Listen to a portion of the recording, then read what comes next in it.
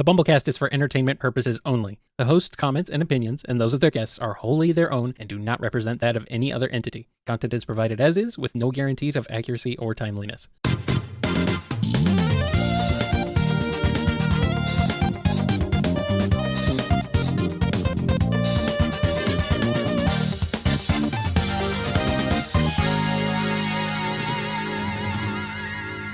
Welcome to the BumbleKast. I'm your host, Ian Flynn, the Bumble King, and joining me as always is my Bumble co-host, Kyle, JCRB Krause. The traditional intro. Finally, we're back. Yay! I feel complete. I feel complete. Hi, Ian. Hi, Kyle. I know we always start the show like this. Hello. Stumbling and fumbling as always. Yes, talking over each other. I mean, it's been this long. If we can't find a rhythm, so it goes. True. But what we have found are tons of questions, and they all come from our patrons over at patreon.com/BumbleKast, Ko-fi.com/BumbleKast, and our YouTube members. All right. Well, actually, this is interesting. Yeah, we're starting off with you, big boy. Oh, boy. All right. Allison S. asks, Kyle, the Pokemon Company has decided it wants to make a mainline game take place in the southwestern United States.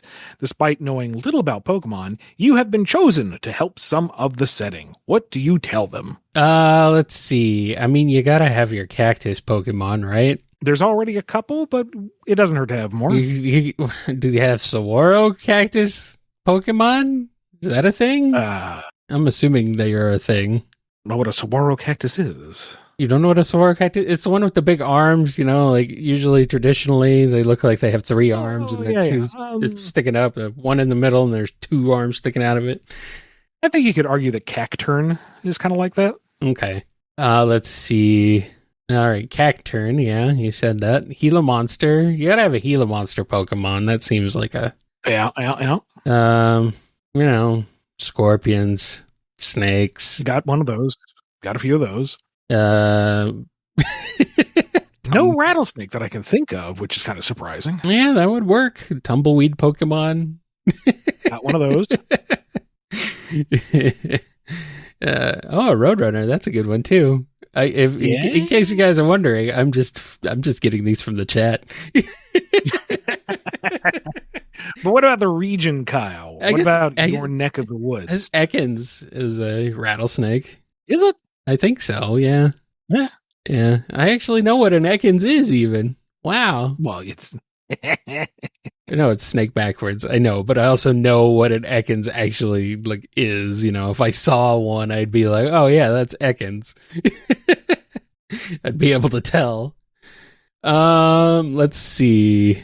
Well, I would say that, the desert is an obvious choice. It's like, of course you're going to have desert regions, but, there's a little bit more around southwestern U.S. than just desert. There's a lot of forest, for example. Sometimes there's even snow. You could have Area 51. You could have alien Pokemon. We already have a few of those. Yeah, you could add some more. Let's see, what else? Vegas. That's kind of a big southwestern icon. Could have a city modeled after Vegas. Yeah.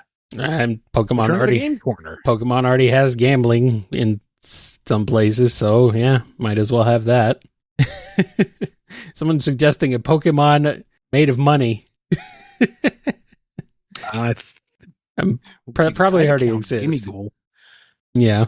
Let's see. It's killing me because I feel like there was one on the GameCube that was kind of a spin-off title that was inspired by Arizona, or at least the Badlands, and I can't remember what it was off the top of my head.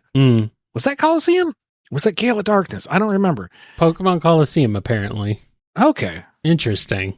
I never got around to playing it, but you ride around on some giant steampunky bike thing and you steal Pokemon from other people because they're bad people. Cool. And I just remember the Badlands on the big, big hunks of rock that just sit out there and like, hey, I'm a hunk of rock, all sandblasted and red and stuff. What is that called? Is that a mesa? Jesus. Whatever. Yeah. A big tabletop sort of thing. Big tabletop, giant tabletop rock. Yeah, that's like a mesa. Yeah. Let's see. There's something else that I was just thinking of. Oh, when you say Badlands, to me, a Badlands is more like Nevada. Nevada is very like empty, flat, dusty. There ain't a heck of a lot there except Vegas and to a lesser extent Reno. It's like Nevada is very.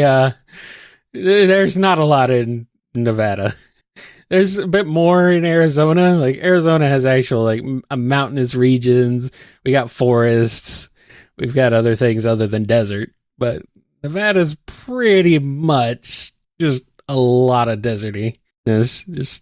Just nothingness. There's nothingness out there. So like, but you gotta have the Grand Canyon, of course. You know, I don't know how you would make that in Pokemon, but they'd probably figure something out. Maybe, I don't know. Now you explore one side, go all the way down, surf across, come up the other side. Let's see. What else? We got a lot of lakes around here, reservoirs, mainly human-made reservoirs. We looked at the rivers and said, nope, can't have those. A lot of dry riverbeds because we dammed them all up. Yeah, I think that's probably about it. You gotta have dust storms. That's a big one. You gotta have dust storms and monsoons. We can do that. I think that's all I got now. If anyone has any other suggestions, leave them down in the comments below. Here's a question from Andrew D. DC cross Blue Rat crossover, but it's DC cross Mega Man instead. How does this go, and what are the magical MacGuffins that allow this to happen anyway? I mean, you don't really need to reinvent the wheel here. Dr. Wily has advanced technology, and no, you know what? Let's not be lazy. Let's think of something a little different. You can do it, Ian. Maybe, I'm not as familiar with this part of the mythos, but maybe something to do with the battle between the forces of order and chaos. You know, maybe Dr. Fate is involved somehow, and there's a rip between dimensions that causes everybody to come through. I'd ask which Dr. Fate, but I figure the answer is yes. Yeah, the one with the golden helmet. I don't know. This is kind of universal Baby's First DC cast. Yeah. And we'll have everybody come over to the DC universe. Keep it fairly simple. Have some Robot Master team-ups here and there. Mega Man has to become a Robin at some point. Does he? Rock the red and green. Does he? Rock the red and green. He'd look great. Okay. I mean, he can't really copy Batman's power, so... Don't forget the yellow. Don't forget the yellow. Oh, yeah, but that's what the little lemons coming out of the Buster are for. Lemons! All right. What does Darkseid think about the Sigma virus? Or the Zero virus? Whatever you want to call it. I mean, we could do that if we went into X. I was trying to think of... Because I was going Classic, because Classic has a much larger roster that's immediately available. Mm. Most of the extended cast in X is antagonistic outside of, like, the Hunters. Right. Know? True. Unless you start delving into the cast of Command Mission. Yeah, I guess we could. I mean, if we did go with the X route, Darkseid getting a hold of the Sigma virus, and maybe that's like the key to understanding the anti-life equation. So he starts making the heroes go Maverick. That might be kind of cute. Mm-hmm. I don't know. Maybe you could play the same thing with just Robo-Enza if you want to stick to Classic. Maybe, but the fact that it crossed over to Wily at the very end, I think is a cute little contrivance. I wouldn't want to push the lore on that too far. True. I don't know. There's stuff you could do with Classic, but it feels a little thin. If you were it could be fun if we kept it lighthearted. Like maybe Dr. Wily gets contracted by the Legion of Doom to build various robot masters and or take over the various mechanical Justice League members. Red Tornado gets hijacked. Yeah. Cyborg gets sidelined because he's getting hijacked. Everyone's really nervous when Cyborg Superman starts flying around. Oh no. Dr. Wily's like, this Fortress of Solitude, it's full of robot supermen. Oh no. Don't, Wily. Don't. Stay away. Behold, Mega Man, my greatest creation, Gary. Well, at least he realizes that he's really just he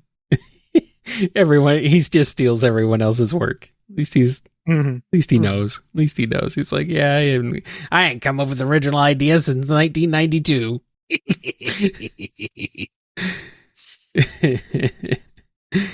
All right.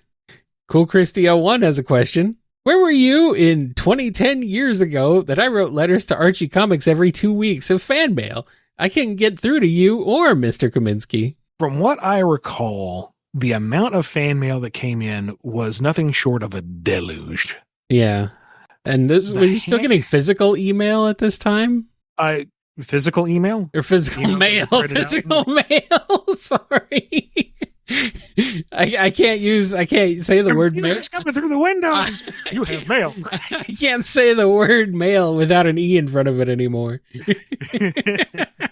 There was email, but there was also a significant amount of snail mail. Yeah. And the few times that I got to do the letters pages, they would send me a package roughly the size of a sleeping pillow. Not like a throw pillow, but I mean like lay on your bed and sleep on it pillow. That was crammed full of letters, and it was only a percentage of what they received. Mm-hmm. And it would take me days to go through it all and highlight the ones that I thought we could get the best responses out of, or find, the little kids who would get the most thrill out of being in there. Never mind all the fan art that could never be printed, because you could fill entire comics with just one of these packages worth of fan art. And that was just what they sent me. There was even more at the head office. So, Cool Christy, it was not personal. I assure you, you were amongst thousands. And it wasn't just local. Like, we get stuff from all over the world. There was Saudi Arabia. There was, where else? Indonesia, UK, all over Europe, just tons and tons and tons of it. Yeah, I mean, I believe that. I've heard that, especially for comics that actively solicit people to send in letters and then print them and print responses, they get a lot. So yeah, I can imagine you were one of many, Christy, one of many. Never mind when we did the Tales Adventure arc and specifically asked for art in the contest. Good gravy. I have to multiple stacked. I have to wonder how many entries they got when they did that make your own comic contest early on, when you had to write dialogue.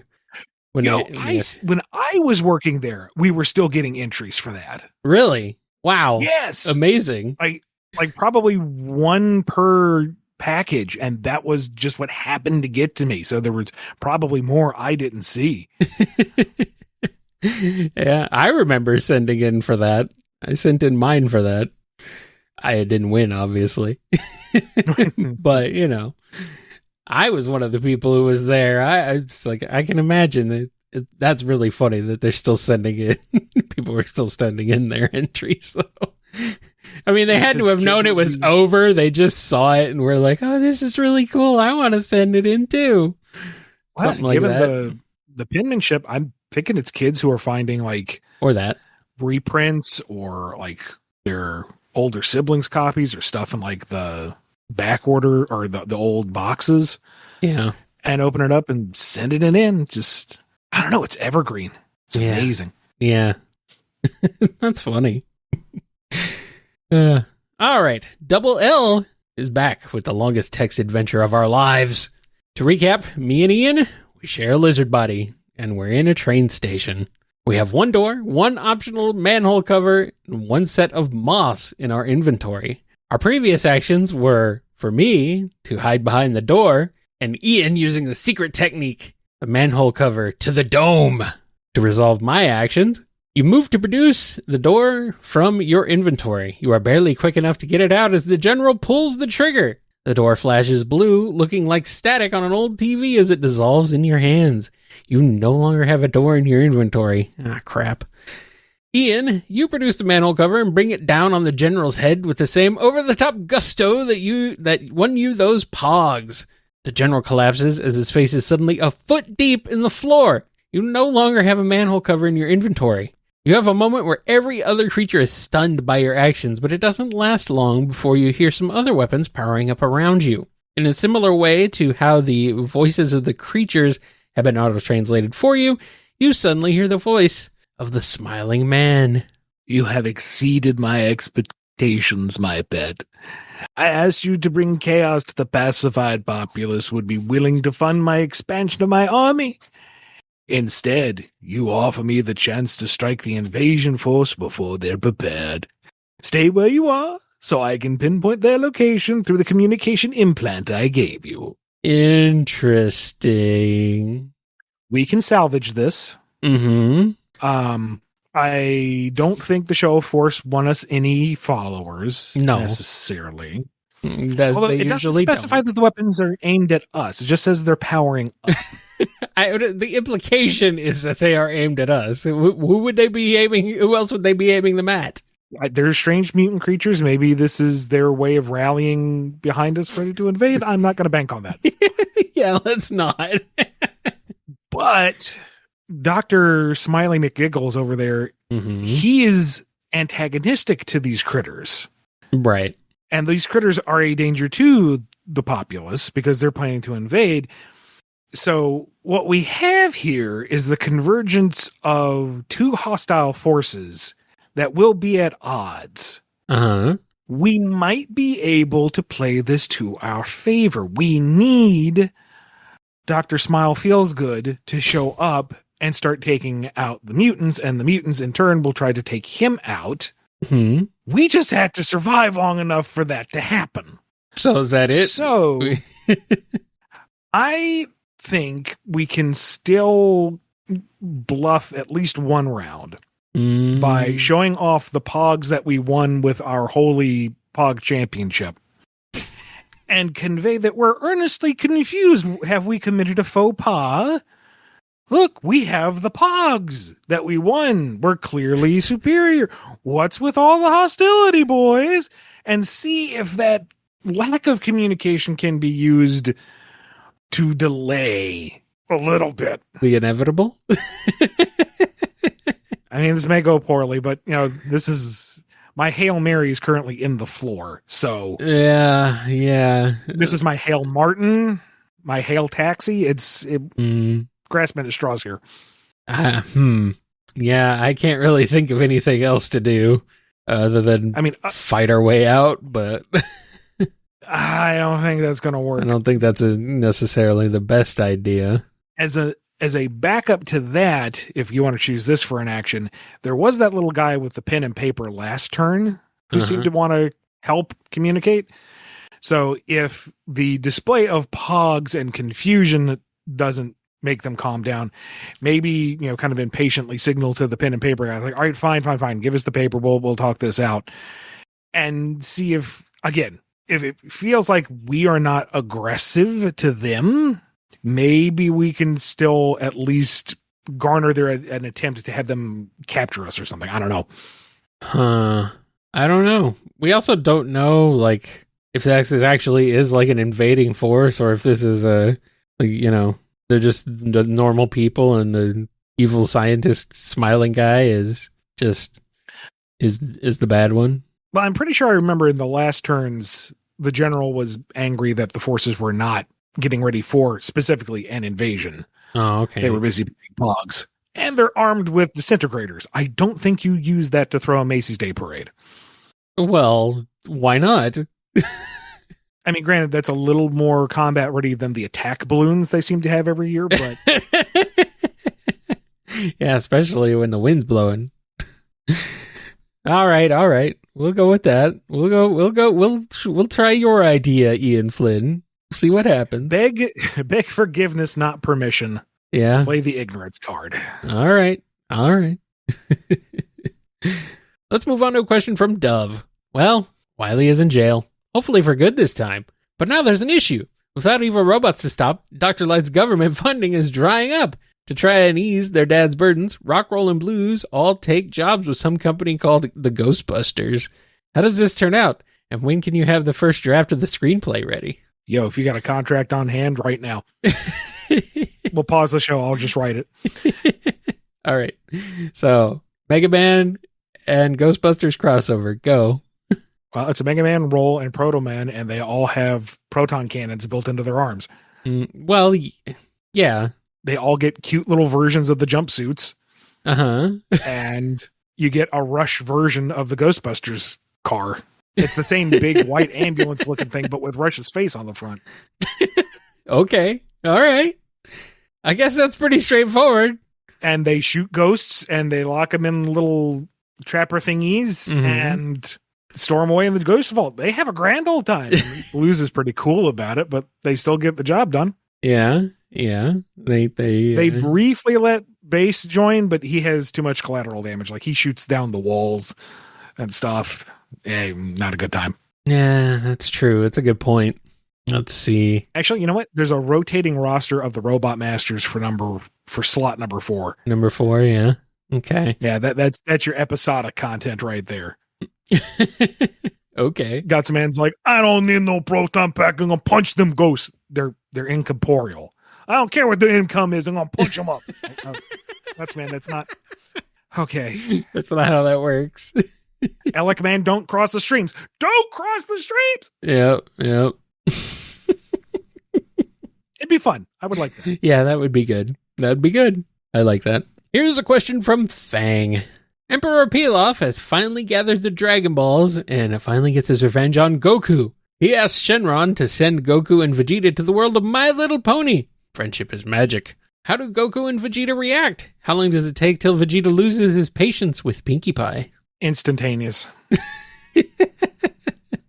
Now the real question is this abridged Goku and Vegeta or actual Goku and Vegeta? I don't know how much of a difference there really is, to be fair. There's nuance, we'll say. I think Goku would be fine as long as you keep him fed, but eventually he's going to get bored because there is nobody in Equestria on his level. Like, if we're even dialing it all the way back to, like, I don't know, Frieza Saga. Yeah. And Vegeta is going to not lose all patience. He cannot stand this friendship thing or the peacefulness.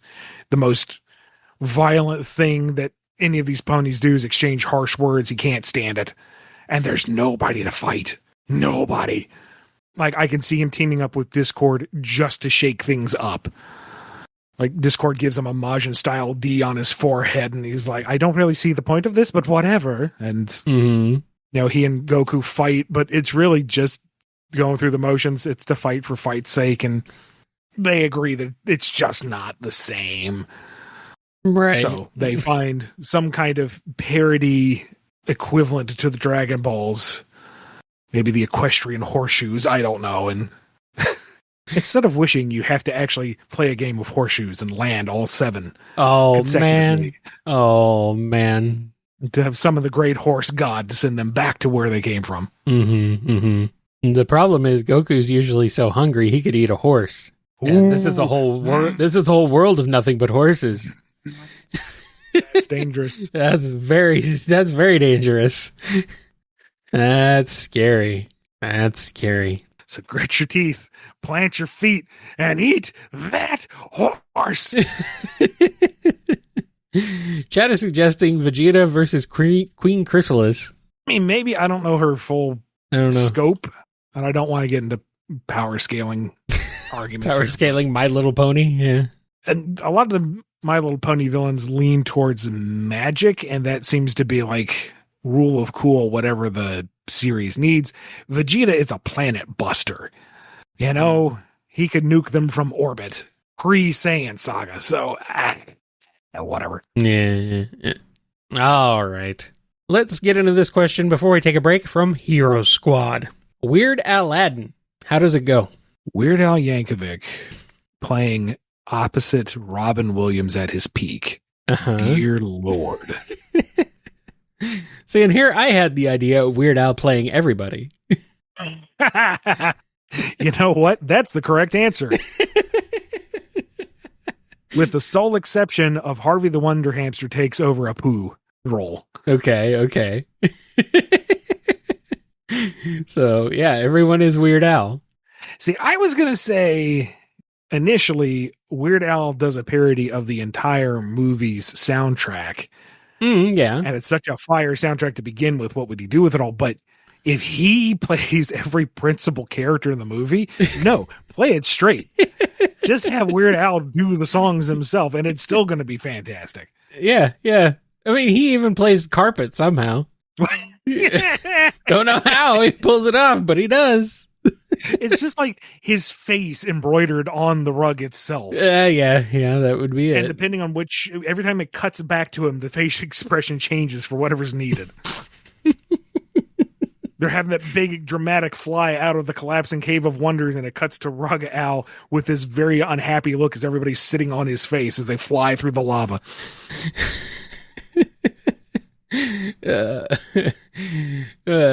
Do you want to think about Weird Al dressed up as Jasmine? Yeah, that's funny. That is funny. That is hilarious.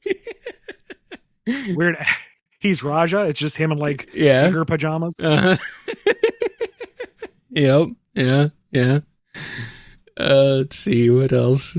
I mean, he's obviously has to be Jafar. He has to be the Sultan. Jafar. It would be amazing. I'm not saying he'd be a bad Jafar, and absolutely not. He would be fantastic in all of these roles. Iago. He's the Cave of Wonders. And Randy just pops out of his hand. And goes, it's just his head. Yes. Know this. Only one can enter here.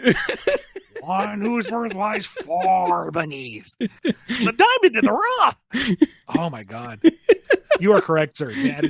That is the way to do it. That was my thought. That was my first thought, was Weird Aladdin. Like, what do you do? Like, well, everybody's Weird Al. Yes. Oh man. Like, he's all the elephants during Prince Ali. He's he's everybody. He's everybody. Weird Al doing a whole new world. Yep. Yes. Good. It's time to say bye to Prince Abubu. Yeah, pretty much. I want to see him with Jafar's goatee. Yeah. No. I legit, unironically, not part of the bit here, I want to hear him do a cover of Never Had a Friend Like Me. Yeah. I want to hear him do a cover of all the songs. His version of Whole New World. That one in particular is right up his alley. Yeah. Well, I mean, he's got to have the accordion. Like, come on. It's all so good. This is real now. It's all so good. Hero Squad, you won the thumbnail game again. All right. Prince Ali, marvelous he, Alia, blah, blah. God, so perfect. Show some respect down on one knee. Absolutely marvelous. Yep. Beautiful. All right. Let's take a quick break. Come back with more on the BumbleKast. The BumbleKast. Oh, God, can you even imagine?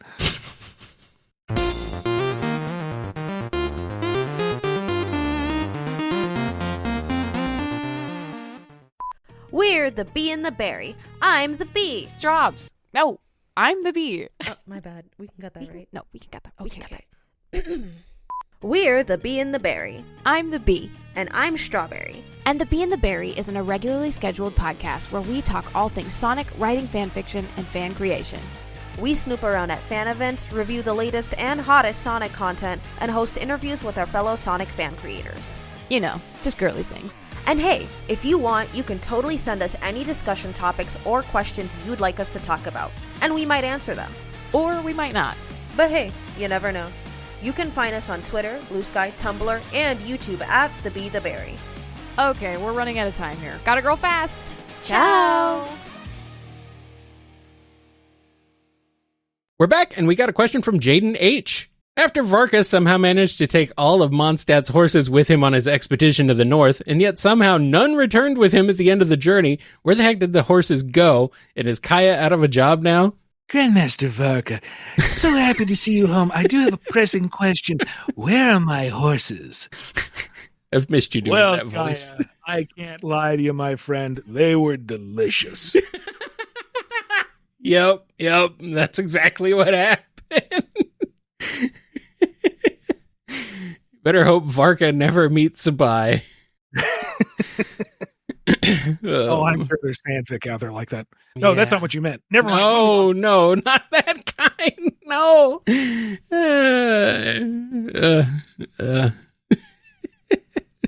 I can understand. The Wild Hunt is a fearsome foe, and horse meat is technically edible. No. I mean, we were so far away from those fine Mondstadt vintages. We brewed them all. Horse ale? No. Oh, no. Here's that Brannigan Varka is very funny. It's reductive of his character, I know, but it's very funny. And it seems to like we would totally be kind of that way sometimes. He is what Zap Brannigan wishes he was. True. Yeah.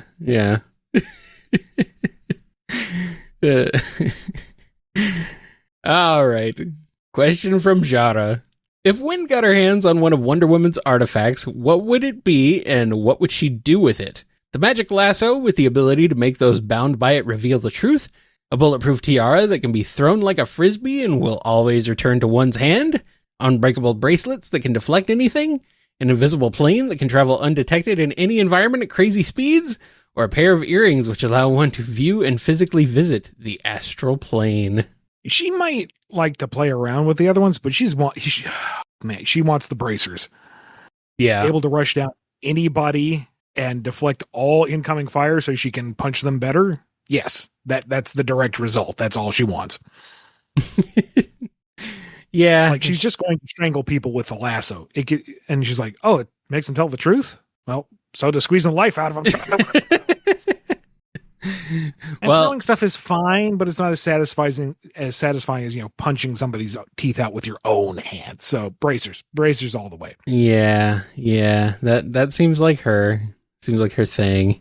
All right. Moolah Man asks, how would you implement Bowser Jr. into the Deke cartoons? The individual dynamics he'd have with the Koopalings, especially due to the fact that he'd be the baby brother, the schemes he cooks up, etc. What would you have done?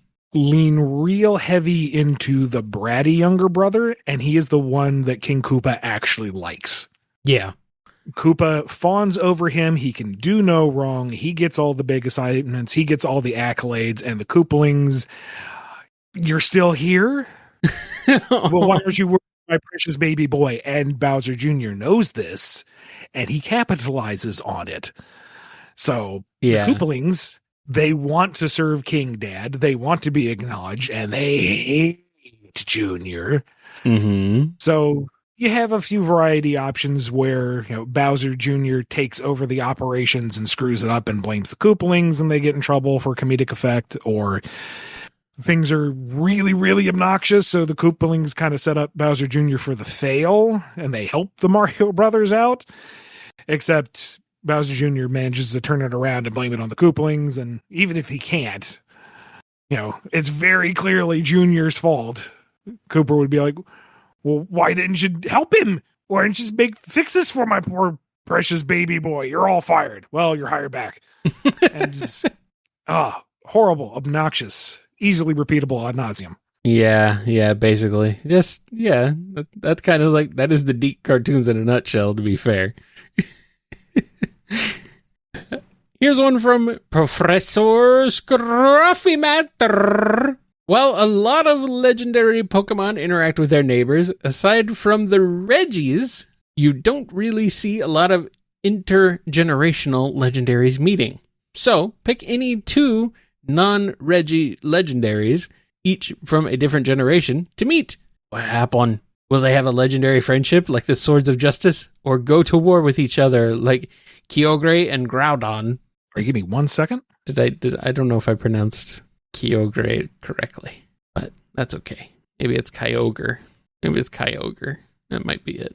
I don't know. I just want to see a high-budget aerial battle between Lugia and Lunala, because they both have sick designs, and that would be cool to look at. Did I say that name correctly? Is it Kyogre or Kyogre? Yeah, that's how I say it. Kyogre. If they say it differently, they're wrong. I have no idea. I said Kyogre, but I've never seen that name before, so... Are they like an ogre character? An ogre-like character? He's a big whale. Oh, well, that's not an ogre. No, but I don't know what the origin of that particular name is. I think they're supposed to be based off of the, for lack of a better term, biblical kaiju, Leviathan, Behemoth, and such. But right, okay. Now, Lugia and Lunala, I think that would be cool. Or Terminal Montage had a really good all legendary battle video, and it ended on a kind of what if scenario between Arceus and I forget the particular term for that form of Necrozma, but like a legit version of that, like big budget Studio Trigger type thing. That would be cool. All right. Apparently it is Kai as in sea and ogre as in beast. Ah, okay. So that makes sense. Okay. Yeah. All right. Here's a question from Soccer Cot. It's been 60 years of hurt. When is it coming home? I don't know. Maybe when they can actually clinch the win. I want to wind this back a little bit. Okay. Number one, I had no idea what Soccer Cot was asking, so I had to ask them directly, what is this? Yeah, what are you talking about? It's a reference to a song, and it's more towards that Britain has not won the FIFA World Cup in a long darn time. Number two, the religious fervor that international football gets is fascinating to me. The level of love and devotion and worship that these teams and that the game gets and the players themselves is completely foreign to me. You have something like that within American sports. Maybe NFL kind of approaches it, but even at its peak, I don't think it even approaches European and South American love for football, soccer, whatever you want to call it. No. So number three, my jokey response is very much a jokey response. I am not actually throwing shade at any particular team. Every hooligan out there who wants to bash my head against the concrete now, I'm joking. Please do not come after me. I do legitimately fear you. Well, they might come after you anyway. Maybe not for this, but something you did. No. Angry comic book video game fans, that's one thing. Football fans, you do not mess with them. Not at all. There might be a surprising amount of crossover. I still feel like anger over the sport would be more likely to have me put on an obituary. So yeah, no.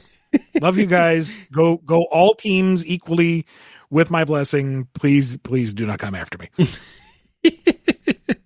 They are putting your head on a spike outside as a warning to everyone else. Oh boy. Tetsuya the Wise asks, there's a Deltarune ARG called Open Heart. The basic premise is that after a certain player does something the game didn't intend, which leads to Susie and Noelle discovering the soul in Chapter 4, which then leads to the player being able to drive the story in a completely new direction. For example, the players can now go outside to the back of the holiday house and even tell Noelle the truth about the Dark Worlds. If you could change the course of the story like that, what would you do? Number one, is this an official ARG or is this a fan thing? I've never even heard of it, so I don't know. Yeah, I don't know. Number two, what you would want to do to change the narrative versus how the characters would legitimately react are two different things. It's one thing to say, oh yeah, I'm going to go tell Noelle everything about the Dark Worlds. You're assuming that she'll believe you. You're assuming that she'll get on board with this idea or not just go, hey, that's a freaky heart floating through the air. It's, you could go to Asgore and say, dude, you really need to reprioritize a little bit. Maybe see the forest for the trees. I want you to succeed, buddy. I want you to fix yourself. We don't know if he would actually be able to do that he would actually respond. You could go to Sans and say, let me meet Papyrus, and he may not let you do that. In fact, he might just punch you back to the regular world because he's some kind of weird fourth dimensional imp. What I'm getting at is the power trip of I can influence the narrative is fun, but I think it's far more harrowing when you can't, when the characters are still going to react as they would in the story normally, because that's just how they are. And you are the weird outside influence. Like if somebody came up to you on the street and said, I have broken the boundaries of reality and I am here to tell you how to escape your destiny, you would probably maybe give them some pocket change and walk away quickly. That's crazy talk. Yeah. Within the context of the world, you are making crazy talk. So this is all me dancing around the fact is I don't know what I would do because I don't know where it's going. I don't know whatever I would say or do wouldn't necessarily make things worse. I want to see how this plays out. Well, I looked it up, and it seems to be a fan thing. Okay. It seems to be like pure fanfic. Seems to be, as far as I can tell. Like I'm seeing like AO3 links that pop up and random people's Patreons. It doesn't seem to be anything related to actual Deltarune proper. It's a fan thing. Okay, but I couldn't be 100% certain because Toby Fox plays the mind games. Yeah, I mean, I could be wrong. If I'm wrong, let me know. But as far as I can tell, like, based on everything that's coming up when I look this up, it's like, oh, this is all fan stuff. Okay. They're all false flag accounts run by Toby. That could be. You think it's all fanfic. Oh, God. Very well could be. I don't know where this guy has the time. The rabbit hole has rabbit holes in it. From what I understand, he's crazy busy just working on the game, much less anything else. Oy. Oh, well. Cyberspace Coco asks, Wiley has once again turned over a new leaf, promising Light he has gone legit this time. Light is suspicious, so Wiley invites him over to show his newest invention, a perpetual energy machine he calls the Steam Fan. However, when Light arrives, the machine is on fire. But what if he stole one of Cossack's robots and disguised it as his own? Delightfully devilish, Wiley. How does Light react to Wiley's new robot master, Steam Man? Totally not Cossack's robot master cook, Grilled Man. Wait until he's called Steam Man when he's clearly built for grilling. yeah, but that's just an explanation. Really? From where? Schenectady. But I'm from Schenectady, and I never heard that before. It's a regional thing. Good word, what's going on in your web? Aurora Borealis. Aurora Borealis. Aurora Borealis. At this time of year, at this latitude, localized entirely inside of your machine web. Excuse me, robotics web. Yeah. Did I see it? Nice. No. Nice. Well, Wiley, you're a weird friend, but I wish you all the best. Bass from the upper window. Doc, the blab's on fire. No, it's not. Go back inside, Bass. Oh, man. See, what's funny is I didn't read this one before it started. So it took me a second as I was reading it. I'm like, wait a minute. I see where this is going. And really, I just want an excuse to do Elmer Fudd saying Aurora Borealis. Aurora Borealis. Thank you, Cyberspace Coco.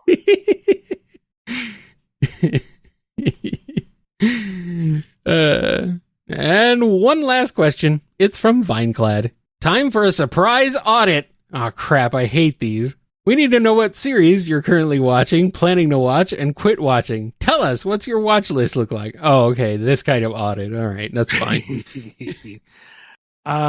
Just finished going through Hell's Paradise Season 2, which was very interesting in that it didn't get an anime from Season 1. Oh, can you say that again? Discord had a heart attack. Which was interesting because it seemed like it got an animation bump from Season 1. Okay.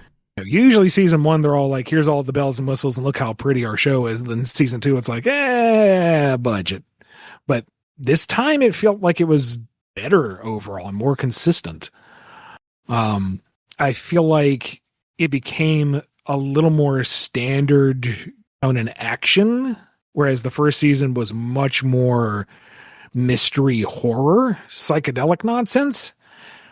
But I felt like the second season maybe flowed a bit better. I've not read the manga, so I don't know how faithful the adaptation is or how, well the pacing is. But overall, generally enjoyed it.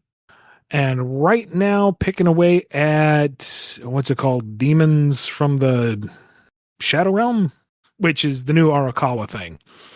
And, Full Metal Alchemist is perfect from start to finish. So her doing more is like, yes, please. What else you got? You got anything that you need to watch? I mean, we know you got a lot of stuff to watch, but anything you're planning to watch soon? I had a bit of a wild hair and wanted to find that new CGI Gundam series that came out recently, which, from what I remember of the trailers, did a kind of realistic CGI pass at the Gundam tech and world, which looked really neat. And I really like how OG Gundam traditionally, fairly regularly, treats its machines as actual machines. So it's like, I kind of want to see how that works. And I forgot the name of what it is, so I have no idea how to find it. Oh. Requiem for Vengeance? So if you know what I'm talking about. Requiem for Vengeance? Maybe. That's what I'm being told. Either way. I've been watching Daredevil Born Again Season 2. And I gotta be honest, it's really hitting the highs of the first run Netflix Daredevil. They're doing really good with it. Okay. I was worried with season 1, considering how messy season 1 was, that they'd kind of lost their way. They'd lost their spark. But man, season 2 is solid so far. I'm really enjoying it. I won't spoil it, but it gets pretty wild. So yeah, I'm happy that Daredevil's doing good. Season 1 was, you could definitely tell it was cobbled together from a lot of disparate elements that they didn't originally intend to all have necessarily connect together. And a lot of stuff that they had filmed, they kind of had to make work. So season 2 is actually, built from the ground up as this specific show. So yeah, it's a lot better. It's really good. Otherwise, you know what I still haven't watched, Ian? Oh, I know, it's a long list. And it's a freaking, I'm terrible. I still haven't watched Legend of Vox Machina. Really? Yeah, I know. I need to. Well, I need to. Yeah. Yeah, they're coming back with another season of that even, so yeah, I gotta watch that. Oh, they're coming a next season of my life with Superman? Oh yeah. That's one I need to watch eventually at some point. My Adventures with Superman. There we go. That's it, yeah. Yeah, so that'll be fun, hopefully. Yeah. I haven't watched Mighty Nine either, and Mighty Nine was the Critical Role series that I followed. So I should probably watch that one too here eventually. Haven't seen that one. And also now I'm just finding out the Harley Quinn show ended. Didn't nobody tell me this? I didn't know this. We fell off around, season 4 or 5? I lost track of it. I'd say the pacing is a bit breakneck, but man, I still liked it. It was a fun show, but I'm kind of surprised. I thought there was another season left at least.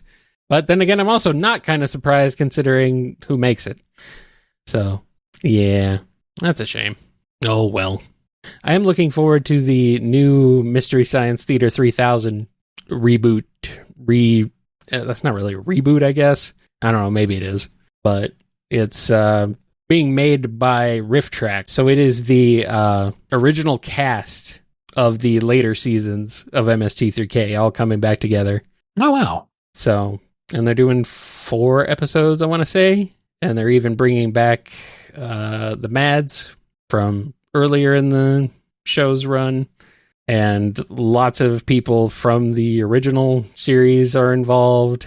So it's going to be like a bit of a return to the old school rather than the completely different cast and everything that they had for the more recent continuation. So that should be interesting. And I think that's it. That's all we got. All right. Thank you so much to all our patrons over at patreon.com/BumbleKast, Ko-fi.com/BumbleKast, and our YouTube members for supporting the show and supplying us with all these questions. Kyle, you got anything to wrap us up with? No, I don't have any of my duct tape around here, no. Okay. Then be good to yourselves. Be good to each other. Beware of Kyle's bearing duct tape, and we will see you next time on the BumbleKast. Well, you said it to wrap things up. What else am I supposed to use? Wine, chain. Yeah, good. I like duct tape. Whatever, though. just establish the safe word first. Okay. This went after dark real quick. When my name became a meme, sort of not quite on the level of Karen, but close, I'm like, yeah, I understand. I get it. I thought it was Chad. Yeah, Chad too. I think Karen and Kyle seem to be, because they're both K with names, I guess. I guess I've never heard Kyle used that way, though. We are 11 minutes into not recording the show. We should get to the show. That's okay. It's fine. People are here. They're cool. They'll hang out with us regardless of what we're doing. Won't you guys? Won't you? You've been listening to the BumbleKast, a co-production of Bumble King Comics and the KNGI Network. Original theme music composed by Ken Coda Snyder. Remixed intro by T-Lopes. Find out more information, along with podcast feeder links, MP3 downloads, and more at bumbleking.com and kngi.org.